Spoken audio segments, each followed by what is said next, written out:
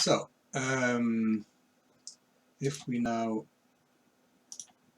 look at the code here, and this is the same code library that we have been using in the other examples. In this part we will use this RFID RC522 Lambda Python. And here we will go through the code here just to show how it looks. So we do install GPIO MFRC522 library used to access the RFID reader and the Greengrass SDK, because we will post messages back to IoT Cloud over MQTT. So we initiate logging, and then we use the Greengrass SDK to create a client.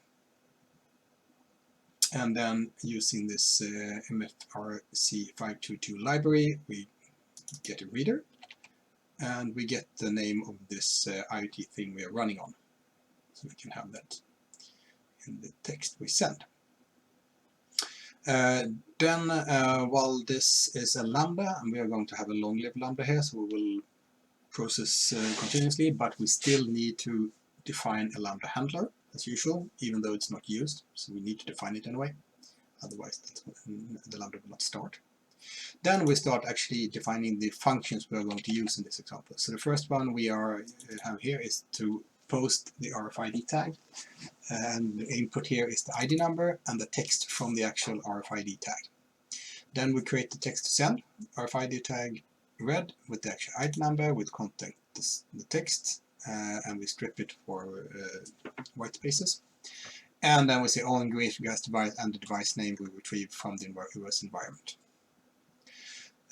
Then we will just put to the log and use the Greengrass client to publish to RFID read topic the text that we just created up here. Then we define a function that will be the main function running here, which is log that we started, and then forever we read from the RFID reader, and when we place a tag in front of this, we will get back the ID number and the actual text from the RFID tag. We will then use this, call the function we defined here previously with these parameters, and then wait for 0.2 seconds, and then wait again for a new tag in forever.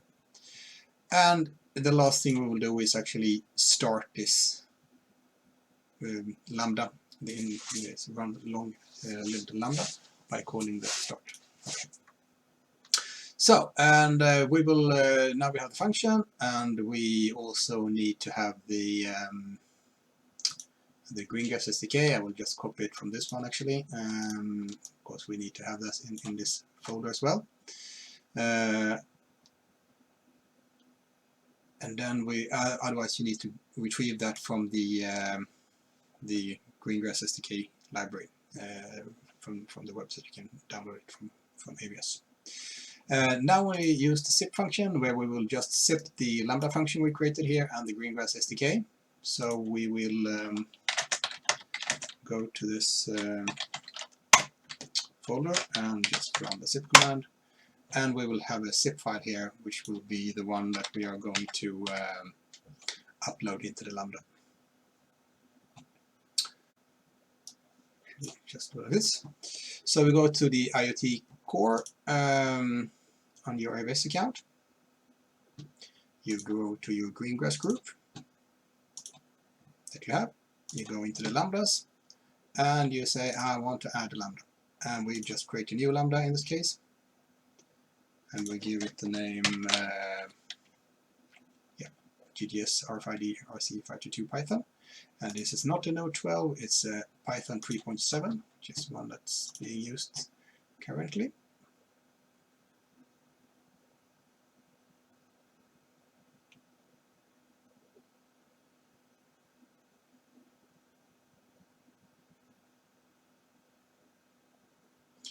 Okay, so now it's created one, but just with dummy code, so we need to upload the zip file that we just created.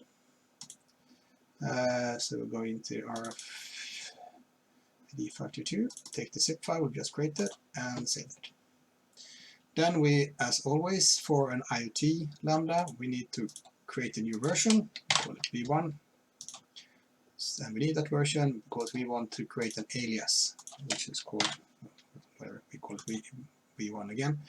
And we need this because we need then to go back to the IoT core, so that, to group again, and then actually add a lambda here, use existing, and we will call it TGS RFID RC522 Python. So we take this one, we use it the alias, not the version, just created. And now we have the function here. Then we need to go into this function and ensure that it is a long-lived lambda and increase the time. Otherwise, this will not work at all. It will never start. And update this lambda. Okay, so now we have that. Then we need to add the resources. We already created a GPI resources here for another instance, but here we need to say, so this is for the device resource type, dev GPI OM, and automatically add OS group permissions. But we also then need to add a new lambda here, and then we take this one, read and write, done, update. And we also need to add another device here, and I will call it SPI 0, and it will be dev SPI dev 0.0, automatically add OS group. We will add this one, read and write, done, save.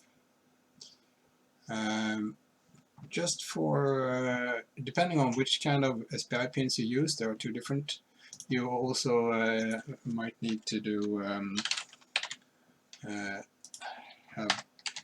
this one instead, 0.1.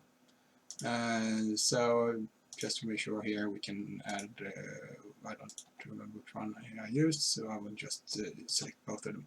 You usually just need one of them, depending on which pin you used. So either this one or that one, but now I have both. Okay, so we also then need to add a subscription. And for this one we say that we want to go from the Lambda RFID RC to the IoT Cloud, and we just need to go back to the code and see what was the name of the topic, RFID/red. So I will just, I'll take anything from there actually.